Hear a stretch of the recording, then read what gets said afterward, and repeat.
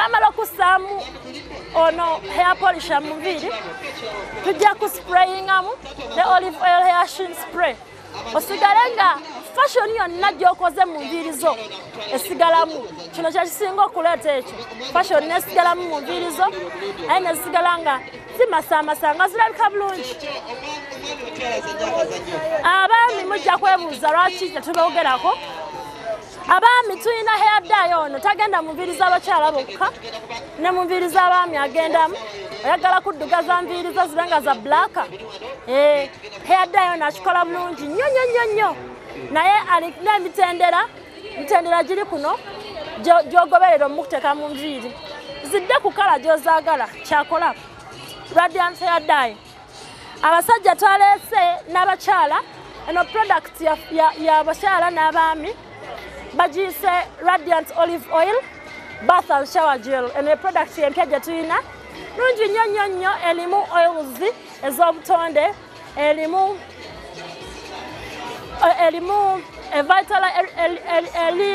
it revitalizes the body olususu ne lubeera nga olususu bw'oginaabako bw'ovaayo okunaaba olususu luba luzzeemu obutulituli oba bupowers obufulumya empewo ate ng'olabika nga yeesiza ebizigo nga lugonvu bulungi yeno olive oil shower gel yaffe nungi nnyo mugyettanire tulina n'eyekika ekirala yo ng'erimu ekigaji kimanyikiddwa ffenna nti ekigaji oba kyemuyita olukaka kirungi nnyo kubanga kirimu eddagala lyetwetaaga ku mibiri gyaffe so tetwasalawo tukiteeke mu bath and shower gel eno eya Radiant gye bayise aloe vera nungi nnyo bw'oginaaba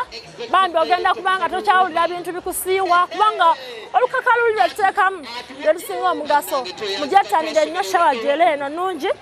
eno shower gel endala tugiyise vine grape shower gel tugikola mu mizabbibu emizabbibu sinange bagiyita mu Lunyankole naye tugikola mu mizabbibu gye tuyise grapes zetukamula ne tuteeka mu shower gel eno nungi nnyo shower gel zaffe zino zirina kawowo kalungi nnyo nti bw'oba oginaabye buli woyita buli omu aba akyusa mutwe gamba ng'omuntu awunya bulungi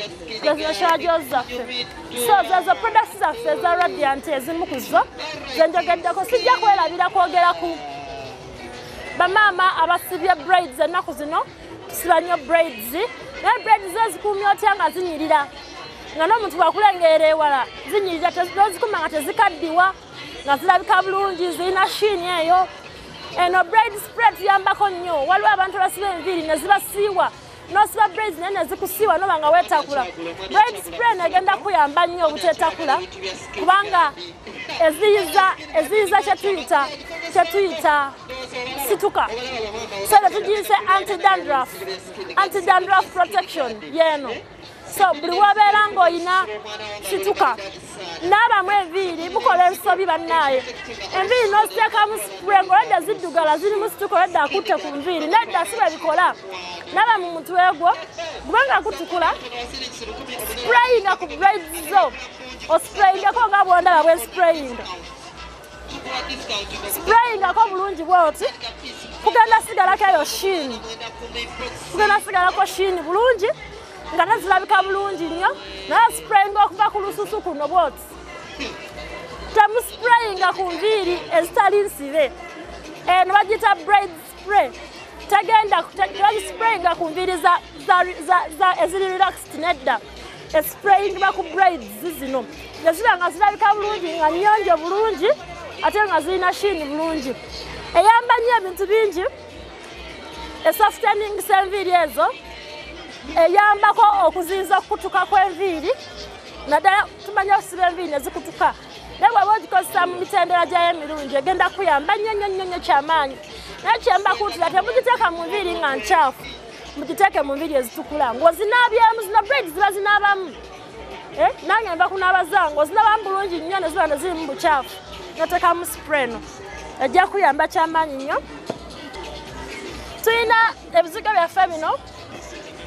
bye tuyita eno anti-dandruff hair cream eno gisige ku lususulo olina situka enviiri zikusiiwa nabamu bulungi kwata ebizigo bino bitale ku lususu olususu lwogenda wira nga luweweevu ate agenda ebizigo bigoba kye tuyise stuka naba nga tali mu nviiri zo ate abeera nga enviiri eziri damaged ebizigo bino bizikolako okuva ku mirandira gy'enviiri so bagiyise Radiant Anti-Dandruff Hair Cream.